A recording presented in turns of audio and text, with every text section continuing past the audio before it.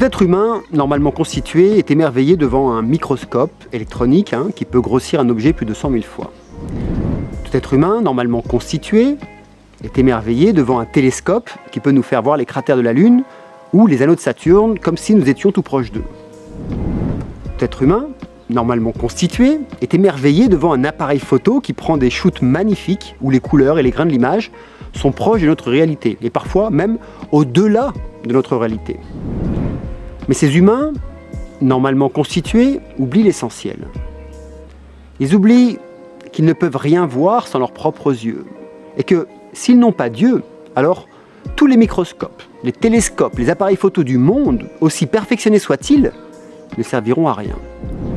J'ai une question et une seule à vous poser et je vous y invite d'y répondre. Pourquoi toujours s'émerveiller des instruments extérieurs alors que tout le mérite, toute la gloire devrait revenir à celui qui voit ou à celui qui agit? Il en est de même pour le vélo, les voitures, les appareils ménagers. Aucun de ces appareils n'a de mérite, car c'est l'humain qui pédale, qui tourne le volant, qui nettoie et qui conçoit les objets. Alors je vous pose une question. Qui est celui qui voit? La réponse à cette question, je la donnerai en fin de vidéo. Mais avant, essayons de comprendre pourquoi le monde est enfermé, prisonnier. Pourquoi, vous qui me regardez, vous vous sentez incapable d'agir, de prendre une décision et donc avez ce sentiment de ne pouvoir rien faire, comme si vous étiez pris au piège. Car oui, vous êtes pris au piège. Nous sommes pris au piège, mais pas tant que ça.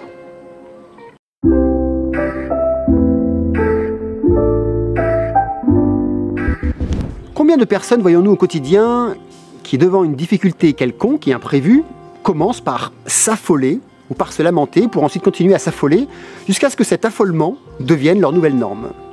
Elles ne réfléchissent plus par elles-mêmes. Elles ne se demandent jamais si dans leur pensée, dans leur esprit, elles ne possèdent pas des éléments susceptibles de remédier à la situation. Non, jamais. Elles se mettent à courir, à paniquer sur leur sort. Ou si ils ont une maladie, elles se mettent à prendre des médicaments avant même de raisonner. Mais ça va plus loin que ça. Si la situation est dramatique pour leur propre existence, alors elles peuvent même devenir violentes, en arriver au point et faire de la délation, prendre les armes. C'est pourquoi le monde souffre autant. Car ces personnes ne pensent pas. La vérité, ce n'est pas qu'elles ne pensent pas, mais qu'on ne leur a pas appris à penser. L'école n'enseigne pas. L'école formate des êtres humains à devenir des produits de la société. Et dans cette programmation, il n'y a aucune matière qui traite de la science de l'esprit ou de la puissance de la pensée. Et pourtant, aussi stupide ou aussi intelligent que vous pouvez être, il n'y a aucune action, aucune parole, aucun mouvement de votre corps physique qui ne soit pas d'abord passé dans votre esprit, imaginé ensuite par votre mental, transformé en information électromagnétique et envoyé en décharge à toutes vos cellules avant d'être traduit par une expression de votre corps. Vous ne trouvez pas ça anormal qu'aucune matière n'enseigne la chose la plus importante qui soit pour un être humain, le contrôle de ses pensées? Eh bien, après avoir regardé comment le monde est géré aujourd'hui, vous devriez mieux comprendre pourquoi. Parce que on s'occupe bien calmement et bien profondément de penser pour vous.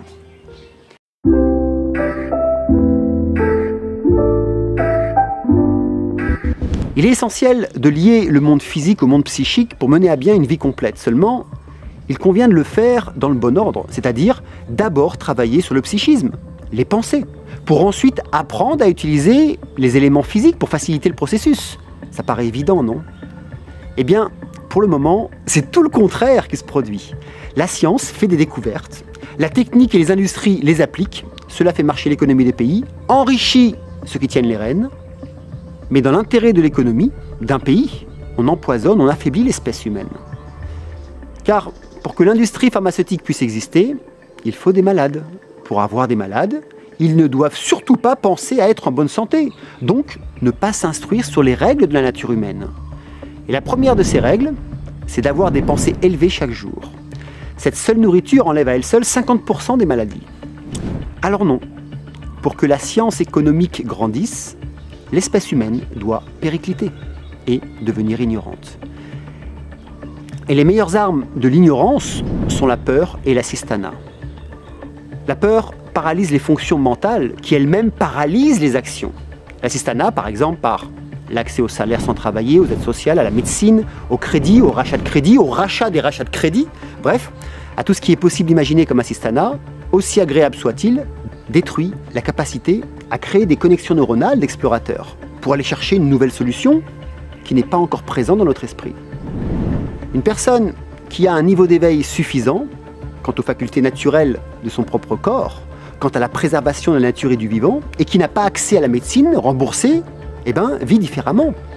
Elle se nourrit en faisant extrêmement attention à son alimentation, elle a un rythme de vie qui respecte ses limites, elle fait du sport régulièrement, de la méditation, ne mange que des aliments vivants, elle ne mange pas de cadavres, elle fait des recherches en cas de baisse de son système immunitaire, elle questionne son corps sur cette défaillance physique, puis ensuite, elle cherche dans ses pensées, dans sa mémoire, la source de cette défaillance, car elle sait que toute action physique prend sa source dans le psychisme, avant toute chose. A l'inverse, une personne vivant dans l'assistanat a comme seul réflexe d'aller voir le médecin et de prendre un médicament sans se poser aucune question. Elle n'explore plus son existence. Les coups de froid, ça n'existe pas. Il n'y a que des prédispositions mentales par la pensée à tomber malade.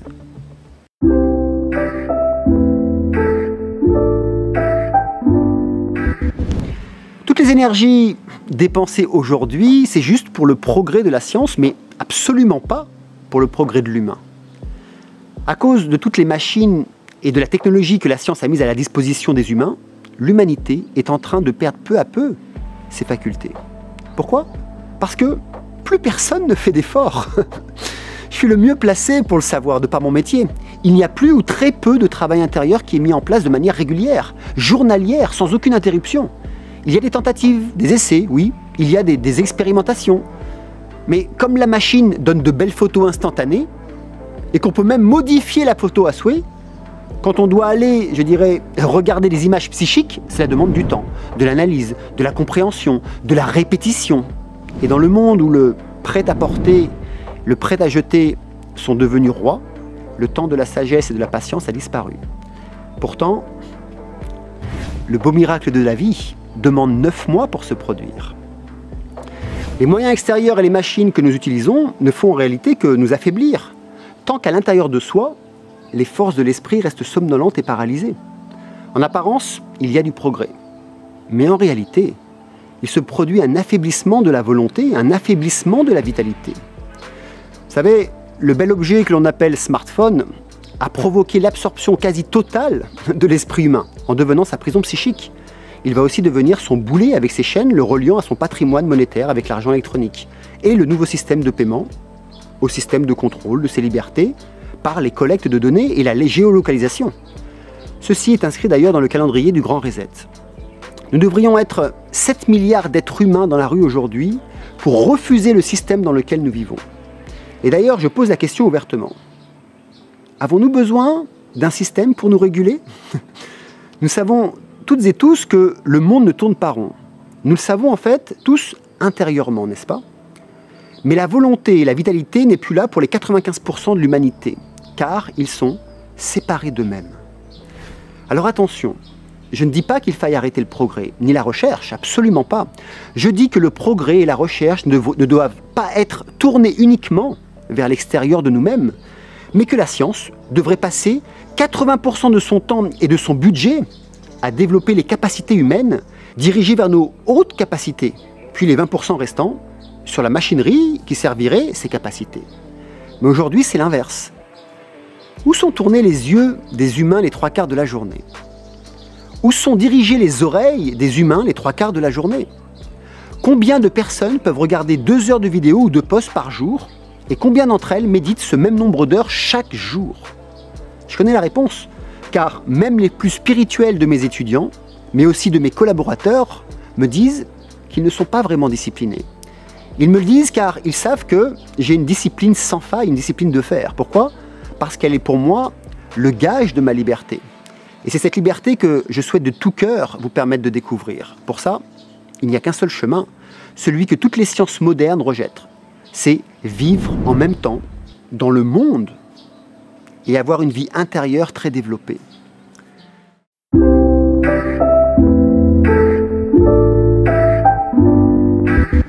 Le Covid-19 met en lumière toute la faiblesse de notre humanité.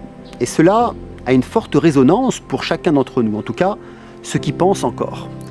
Rappelez-vous que si vous ne reprenez pas le contrôle de vos pensées, eh bien, d'autres le feront pour vous. Et ils le feront 10 000 fois mieux que vous. Car les 4 heures par jour à passer sur des réseaux, eh ben, c'est entre 8 et 15 ans de vie mis à la poubelle pour de l'éphémère. Regardez ce que vous pouvez devenir en 8 ou 15 ans. À expérimenter un art très précis comme la méditation par exemple, la maîtrise de sa respiration, le développement de vos pouvoirs psychiques, votre compassion, votre confiance en soi, votre imagination, à créer d'autres mondes. La technologie doit nous permettre de devenir meilleurs et plus autonomes, plus libres, plus conscients, et non de devenir feignants et de stagner ou de moisir. Nous sommes tous différents. Nous avons tous des chemins différents. Alors, ne devons-nous pas apprendre des choses différentes en fonction de nos natures, plutôt que de tenter de nous ressembler dans nos idéologies, dans nos schémas internes de pensée?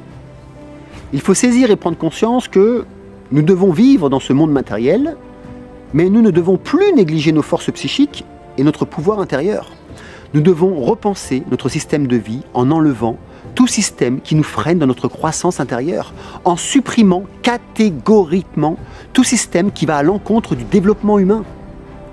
Je le répète, nous n'avons pas besoin d'avoir des dirigeants qui prennent des décisions à notre place. Nous n'avons pas besoin d'avoir des services d'ordre qui nous donnent des amendes ou nous donnent des bons points. Nous n'avons pas besoin de médecins qui nous disent comment nous soigner.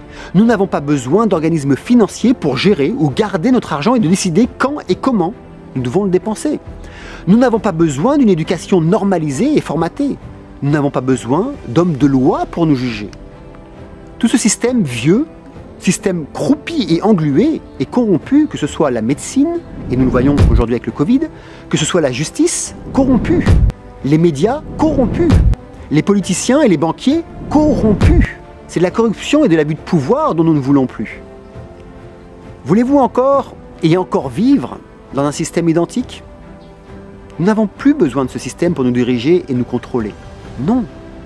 Ce dont nous avons besoin, ce sont des êtres humains avec la conscience de leur capacité psychique, avec la conscience de leur souveraineté, avec la conscience de leur présence sur Terre, avec des pensées élevées. Les êtres humains de la sorte prendraient automatiquement soin de la planète qui les accueille, ne tueraient plus des êtres vivants pour se nourrir, ne feraient pas de mal à son prochain pour son plaisir, ne vivraient pas dans la peur, mais dans la confiance en soi, et ne seraient plus malades. En d'autres termes, ils seraient totalement opposés à un système capitaliste. Mais est-ce que la conscience humaine, est-ce que l'humanité en 2020 est prête à faire cette transition? D'un côté, il y a le grand reset, qui va faire rentrer le monde dans une dictature et un contrôle sans précédent. Et de l'autre, il y a une porte ouverte vers un changement de paradigme jamais encore emprunté par l'espèce humaine, mais qui est en fait plébiscité depuis des milliers d'années par les anciens. L'autonomie de la conscience humaine. Ce n'est pas un système dont nous avons besoin, mais d'une philosophie applicable à chaque être humain et indépendamment de sa nature et de son talent, permettant à chacun de travailler, de se marier, de gagner de l'argent, d'explorer, de construire, de voyager, de vivre sa vie terrestre et physique, mais en même temps, d'élever sa bienveillance, d'élever sa luminosité, d'élever sa discipline intérieure, ses méthodes d'exploration, d'élever ses pensées, de devenir autonome. Pour la première fois, nous avons une porte ouverte pour réunir science et conscience, matérialité et spiritualité, bien-être dans sa vie intérieure, mais aussi extérieure. Et cette porte ouverte, c'est nous.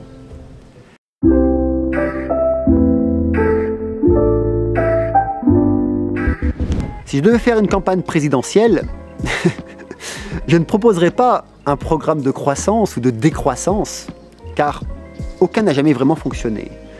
Je proposerais de laisser tomber le système actuel et de ne plus le reproduire, car aucun système jusqu'à présent n'a servi le bien-être de ses concitoyens, car aucun système n'évolue au même rythme que celui de la conscience humaine, car aucun système n'a dirigé son énergie vers le déploiement de la faculté humaine. Si chacun d'entre nous avait ses facultés élargies et son plein potentiel. Alors, l'économie, le consumérisme, le capitalisme n'existeraient plus, tout simplement.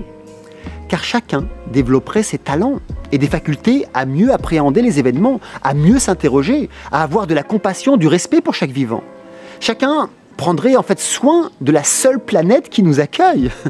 Et par voie de cause à effet, ne consommerait plus de cadavres ou d'êtres vivants.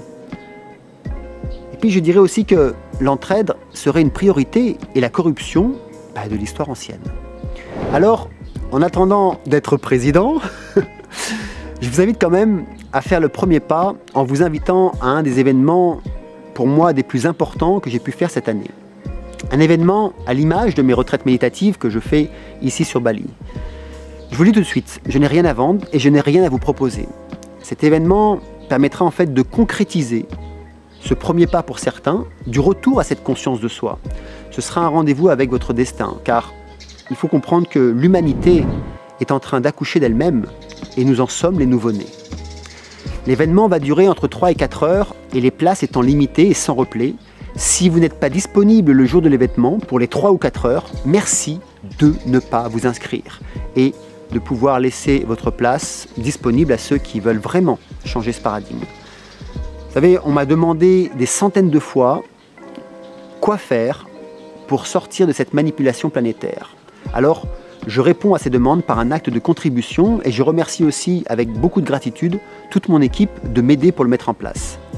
Je vous propose ici un véritable chemin initiatique pour le rendez-vous le plus important de votre vie, celui de la rencontre avec votre destinée. Je vous propose ce que je n'ai encore jamais proposé de manière totalement gratuite. Voici ce que vous vivrez lors de cet événement: apprendre à conscientiser dans quel niveau d'existence vous circulez, apprendre à contrôler vos pensées afin de modifier votre expérience du quotidien, apprendre à sortir du contrôle, le contrôle des masses et de la propagande manipulatrice, à reprendre votre pouvoir et votre souveraineté, à ne plus sombrer dans la déprime et la flagellation mentale, à ne plus jamais vous sentir perdu ou seul ou triste et sans rêve pour demain, à ne plus accepter l'inacceptable et à ne plus vous faire manipuler psychologiquement mais aussi énergétiquement. Avant de vous inscrire, merci quand même de bien prendre le temps de tout lire et ne vous inscrivez surtout pas sans prendre le temps de vous poser et d'être certain que vous souhaitez réellement y participer. Vous avez le lien de prendre rendez-vous avec son destin en fin de cette vidéo, au-dessus sur YouTube et aussi dans la description. Pour les autres, ne sous-estimez pas l'impact de vos actions individuelles, de la force et de la confiance en vous, de votre détermination que vous pouvez gagner en maîtrisant vos pensées et votre vie intérieure, mais aussi que vous pouvez gagner en élevant vos idées, en renforçant votre discipline, en observant ce qui plombe et élève votre énergie, et aussi ce qui vous rend aigri, ce qui vous fait sombrer dans la peur, par exemple en vous laissant guider par ce qui vous illumine. Ah oui, j'allais oublier de vous donner la réponse à qui est celui qui voit.